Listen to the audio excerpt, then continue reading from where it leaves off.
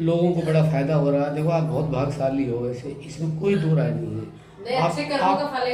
आप इनके पास आते हो, ध्यान से सुनते हो, अब जितना भाव रखोगे, जितना विश्वास रखोगे, वो कहते हैं ना जितना गुड़ डालोगे उतना मीठा होगा।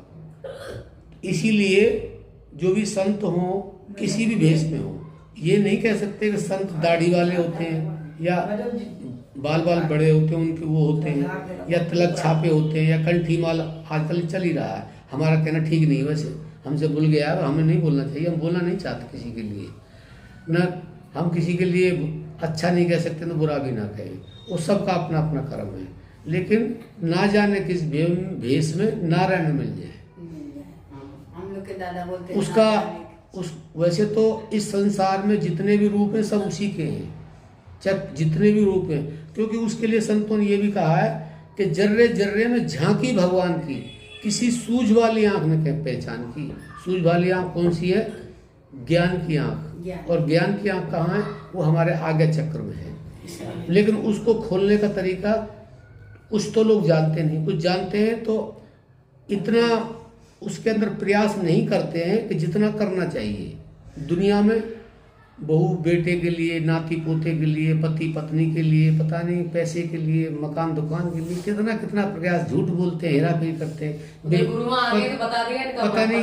पता नहीं क्या क्या करते हैं। लेकिन जब तक ये 10वां दरवाजा नहीं खुलेगा तब तक तो कभी कुत्ता, बिल्ली, गधा, घोड़ा ये सब बनते रहेंगे और बनते रहे। अच्छे कर्म करें ना, तो इसलिए श्वासों का भजन करते हैं और आज्ञा चक्र पर देखते रहो। आज्ञा चक्र पर जब देखते रहोगे तो इसका वैसे लोग संत बताते भी नहीं, गुरु महाराज भी नहीं बताते। अब क्यों नहीं बताते ये तो वो जाने, लेकिन यहाँ पर जब आज्ञा चक्र में ऐसे ऐसे होने लग जाता है तो कलयुग में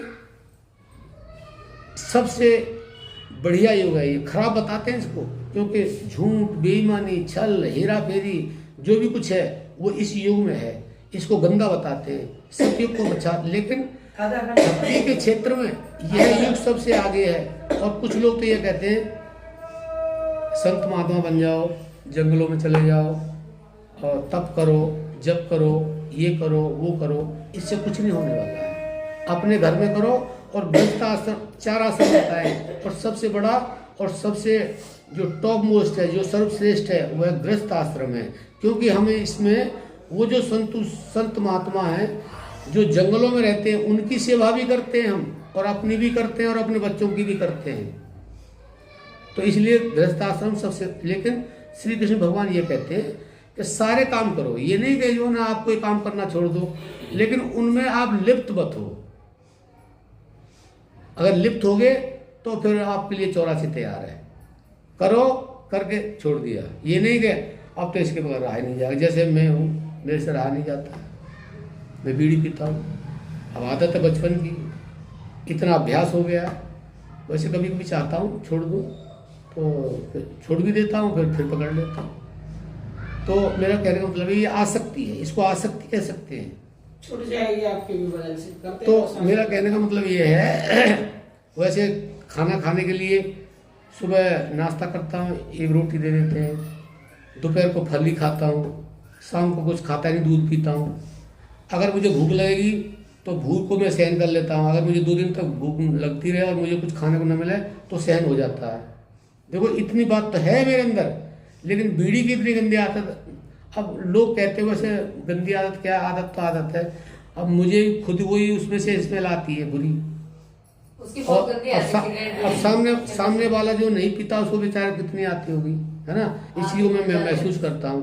तो इसीलिए जैसे ये आदत हमें पड़ी हुई है, तो अगर हमें भजन की आदत डालना है, अब जैसे मेरी अपनी आदत है, मैं आज्ञा चक्र पे यहाँ देखे बगैर रह नहीं सकता। चाहे मैं कहीं मतलब झूठ बोल रहा हूँ, बेईमानी कर रहा हूँ, किसी को गाली दे रहा हूँ, चाहे किसी से प्यार से बात कर रहा हूँ, मैं यहाँ देखता रहता हूँ। और मेरे यहाँ वो स्पंदन जो परमात्मा जो मुझे दिखाना चाहता है वो हर समय होता रहता है। अब इससे आगे की जो सीढ़ी है वो अभी नहीं बताई जा सकती। इसके आगे एक सीढ़ी और है, वहाँ पे परमात्मा स्वयं विराजमान है। और वहाँ पे देखो, एक बार कहते हैं ना, ज्योत से ज्योत जगाते चलो, प्रेम की गंगा बहाते चलो। तो परमात्मा और कहीं नहीं है, हमारे अंदर। ये वैसे तो वो कण कण में है, लेकिन हम मनुष्य होते हुए अपने शरीर में उसको साक्षात देख सकते हैं।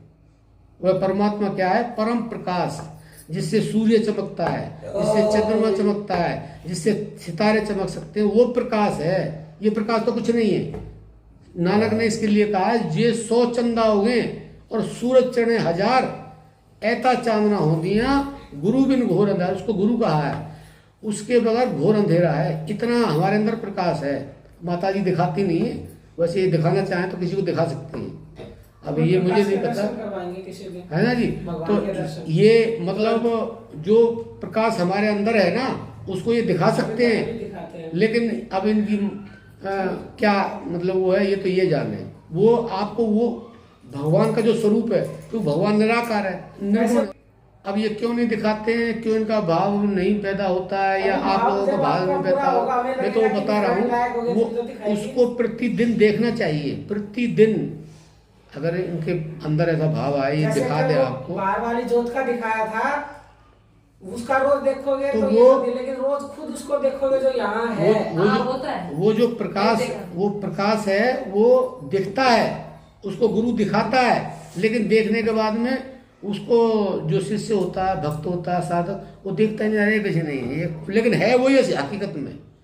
अभी दिखाना पड़ता है, बाद में वो खुद दिखने लग जाता है। जैसे अभी सांसों से पहले जुड़ रहे हो, फिर खुद जुड़ जाओगे अपने आप बिना कुछ करेगी। ऐसे ही जो परम प्रकाश यहाँ दिखता है, उसको पहले गुरु दिखाता है, फिर वो अपने आप दिखने लग जाता है अभ्यास। तो ये जो आज्ञा चक्र है, यही तीसरा नेत्र है। ये जो आज्ञा चक्र है, यही तीसरा नेत्र है, यही 10वां दरवाजा है।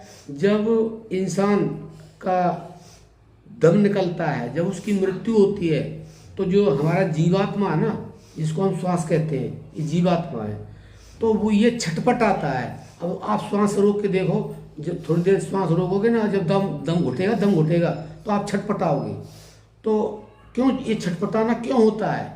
वो इसलिए होता है क्योंकि वो जीव निकलना चाहता है, लेकिन आसानी से कहाँ से निकलेगा ये लोगों को पता नहीं, और कुछ पता भी है तो वहाँ निरंतर ध्यान नहीं करते, क्योंकि इस संसार के काम धंधे इतने इसमें लिप्त रहते हैं। तो वो 10वां दरवाजा ही है, वह आज्ञा चक्र ही है।